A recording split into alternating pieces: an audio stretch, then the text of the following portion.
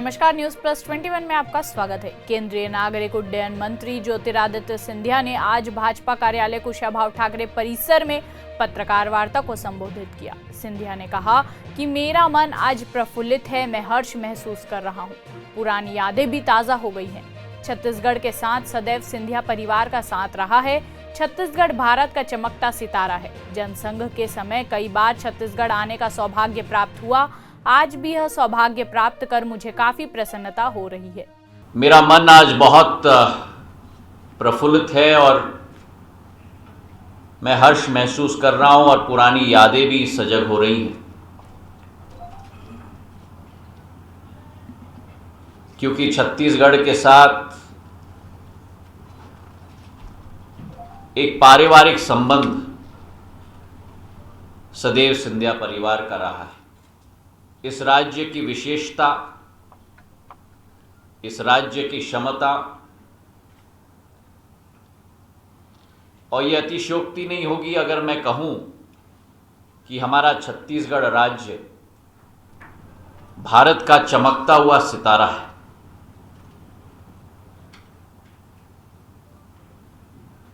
इस राज्य के कोने कोने में मेरी दादी का प्रवास हुआ है, मेरे पूज्य पिताजी का प्रवास हुआ है, और जनसेवा के 20 वर्षों में कई बार छत्तीसगढ़ आने का सौभाग्य मुझे प्राप्त हुआ है। आज आप सब लोगों से भी मिलकर वही सौभाग्य मुझे प्राप्त हो रहा है, और इसलिए भी क्योंकि प्रजातंत्र के चौथे स्तंभ के रूप में आप लोगों का जो दायित्व है, उस दायित्व का जो आप निर्वाह करते हो, आप सबका अभिवादन मैं करना चाहता हूं। और आज आपने अपना कीमती समय निकाला, आप लोगों को मैं धन्यवाद अर्पित करना चाहता हूं।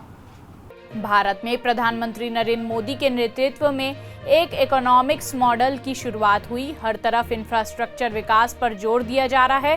किसानों, युवाओं, जवानों, बेरोजगारों के विकास की नीतियों पर भी काम किया जा रहा है।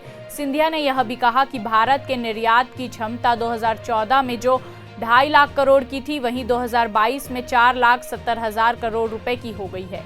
आर्थिक नीति को देखें तो जो जीडीपी 2014 में 99 लाख करोड़ था, वो अब 150 लाख करोड़ हो गया है। सबसे महत्वपूर्ण नींवों पर जो आधारित आर्थिक नीति थी, आज वो विश्व व्यापक मिसाल बन चुकी है। और इसलिए जब हम आज बात करते हैं कि ये अतिशयोक्ति नहीं है कि प्रधानमंत्री जी ने जब से कमान संभाला है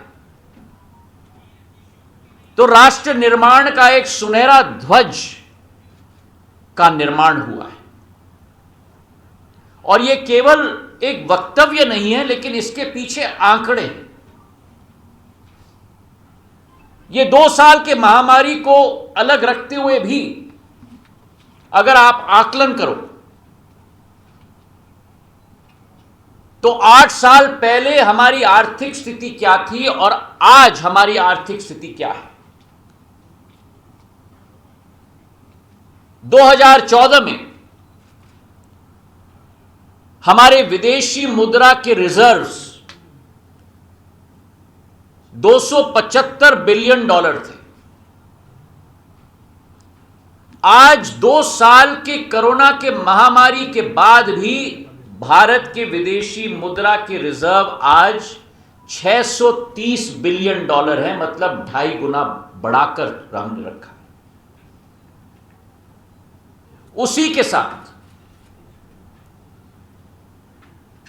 देश की आर्थिक इंजन 2 मुद्दों पे चलती है। एक देश के अंदर का उत्पादन और दूसरा आयात और निर्यात की विचारधारा। जो भारत की निर्यात की क्षमता 2014 में 2.5 लाख करोड़ की थी, आज वही भारत की निर्यात की क्षमता 2022 में 4,70,000 करोड़ की बन चुकी है, मतलब 2 गुना का हिफाजा हुआ है। सिंधिया वर्तमान मुख्यमंत्री भूपेश बघेल पर भी आरोप लगाते नजर आए। उन्होंने कहा कि छत्तीसगढ़ में गरीब का अन्न छीना जा रहा है। केंद्र सरकार राशन दुकानों के माध्यम से गरीबों को राशन उपलब्ध कराने के लिए करोड़ों रुपए दे रही है, लेकिन यहां बड़े पैमाने पर भ्रष्टाचार हो रहा है। जनता के लिए समर्पित सरकार है। लॉकडाउन के समय में प्रधानमंत्री कल्याण योजना के अंतर्गत 1,70,000 करोड़ हम लोग ने आवंटित किया था, ताकि हर महीने हर गरीब के घर में मुफ्त राशन पहुंचाया जाए। देश में एक भी व्यक्ति, 130 करोड़ लोगों में से एक भी व्यक्ति भूखा न रहे। और आज मुझे खेद है ये सुनते हुए कि छत्तीसगढ़ में जो राशन केंद्र से मिलता है, उस राशन की वितरण प्रणाली में पूर्ण रूप से भ्रष्टाचार होकर गरीब का अन्न छीना जा रहा है। ऐसे ही तमाम जानकारी के लिए हमारे चैनल को लाइक और सब्सक्राइब करना ना भूलें और नोटिफिकेशन के लिए बेल आइकन जरूर दबाएं। आप देख रहे थे न्यूज़ प्लस 21, आपके हक की बात।